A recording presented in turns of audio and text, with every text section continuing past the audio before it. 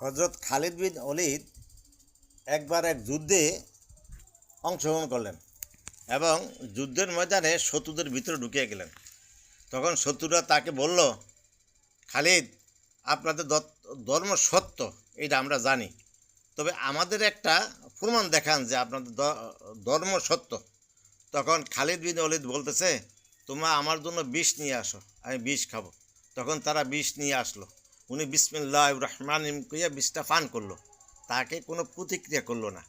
এইটা দেখে কাফেররা দলে দলে ওখানে যা যুদ্ধ করতে আসে পুরা সৈনিক মুসলমান হয়ে গেল। এরপরে আরেকটা ঘটনা, এক বাদশার রাত দিন 24 ঘন্টা মাথা ব্যথা থাকতো। তখন হযরত ওমরকে চিঠি লিখলো, আমরা তো মুসলমান মানুষ, আপনাদের অনেক কিছু কাজে লাগে, আপনি আমার এই মাথা ব্যথা কীভাবে দূর করবেন একটু ব্যবস্থা করেন। তখন হযরত ওমর রাদিয়াল্লাহু আনহু তাকে একটা টুপি পাঠাইল। টুপিটা যখন মাথা দিত তার মাথা ব্যথা ভালো হয়ে যেত, আবার টুপি যখন খুলে ফেলতো তার মাথা ব্যথা আগের মতো অনেক বাড়িয়া যেত।